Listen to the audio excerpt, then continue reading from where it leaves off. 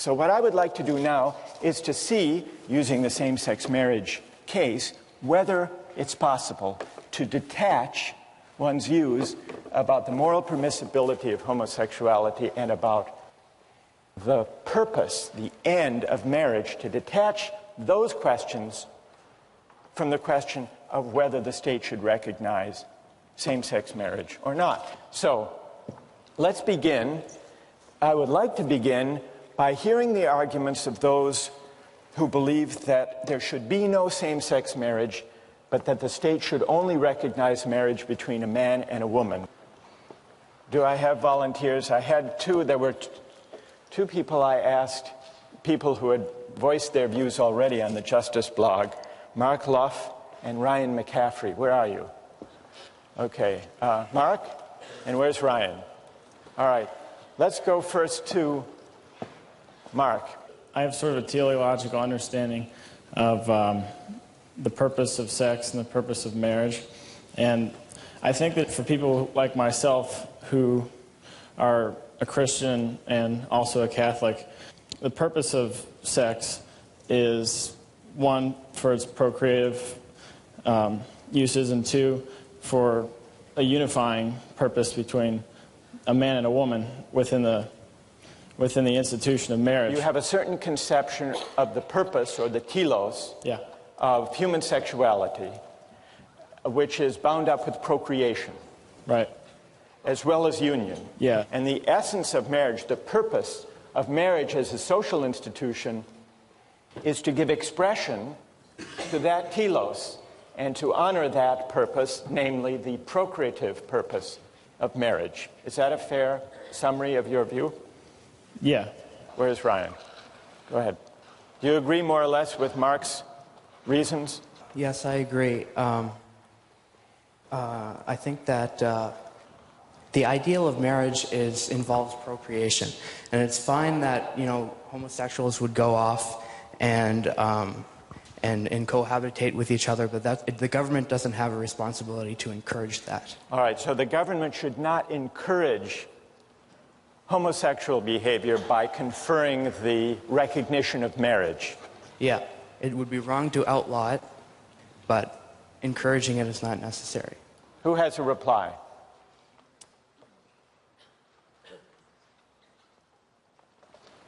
Yes.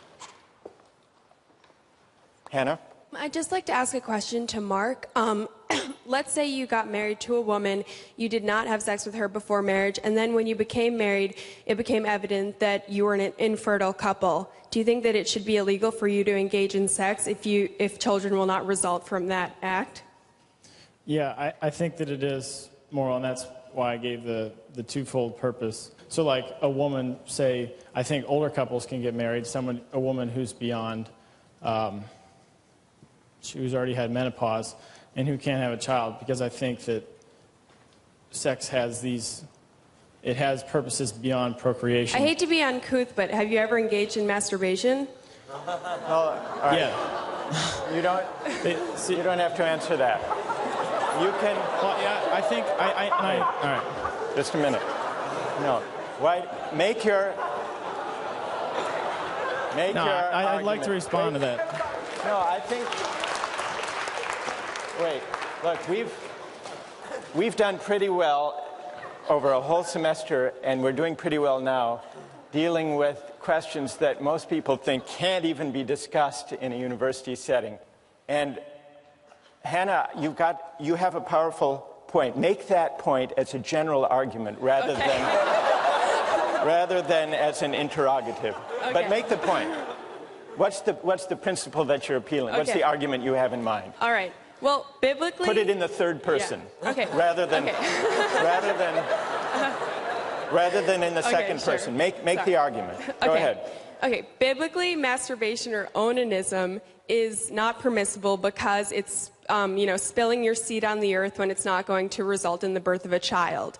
But what I'm saying is, you're saying that sex, there's something wrong with sex if it doesn't produce children or reinforce the marriage bond. Right. But then how can you say that there's something wrong, that, masturbation is permissible if masturbation obviously is not going to, create a child? Yeah, I think marriage is society's way to create this separate institution where they say, this is what we hold as a virtue. Yes, every day we fall short, and people fall short in so many different other ways. But I think that if you personally fall short in some moral sphere, as we all do, that doesn't take the right of you to argue. All right. I want you to stay there. I want to bring in some other voices, and we'll continue. Stay there if you would. Go ahead. I think that the response to the masturbation... Tell us your... My name's Steve. Steve, go ahead. All right. The response to the masturbation issue is it's not something that's permissible. I don't think anyone will argue that homosexual sex is impermissible. It's just that society has no place in letting you marry yourself if masturbation is something that you do. Well, all right, Hannah.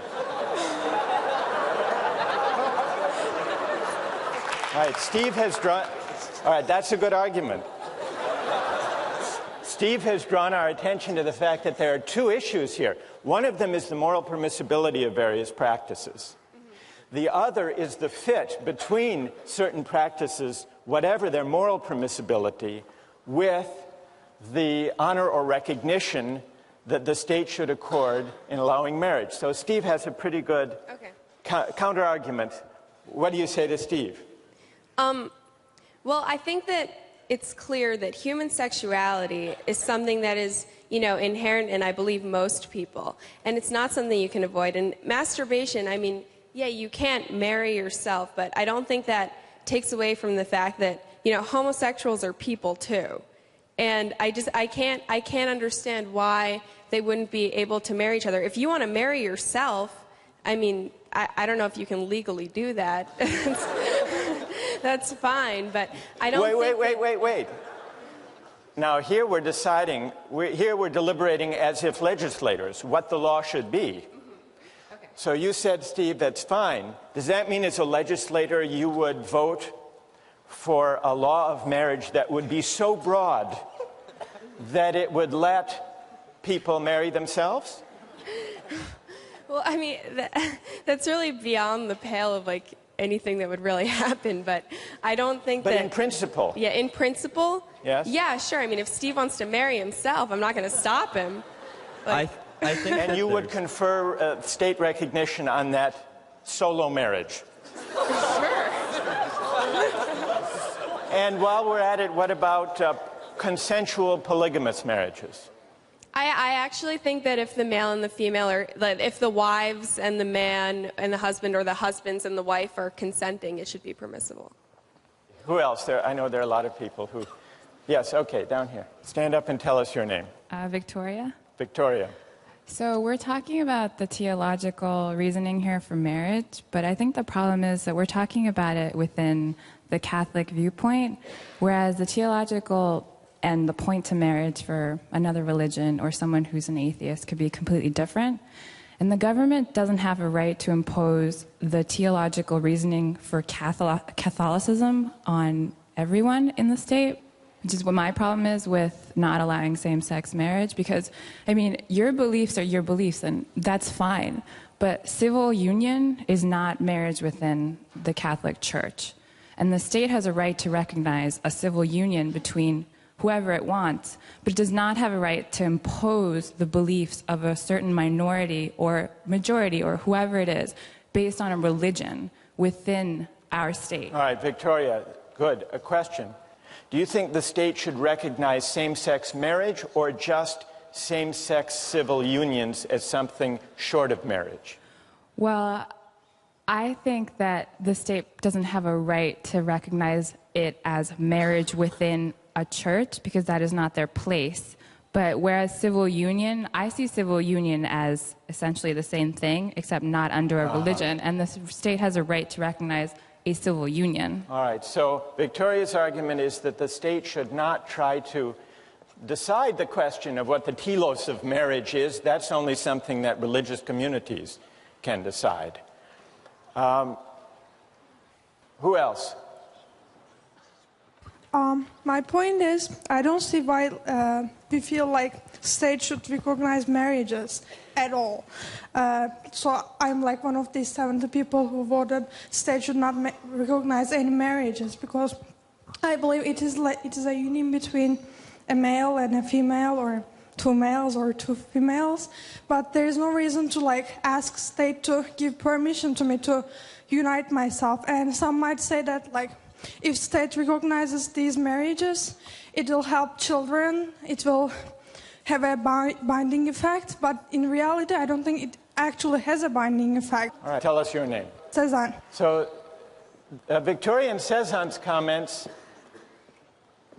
differ from earlier parts of the conversation. They say the state shouldn't be in the business of honoring or recognizing or affirming any particular telos or purpose of marriage or of human sexuality.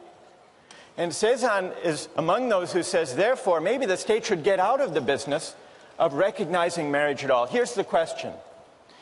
Unless you adopt Cezanne's position, no state recognition of any kind of marriage, is it possible to choose between, to decide the question of same-sex marriage without taking a stand on the moral and religious controversy over the proper telos of marriage?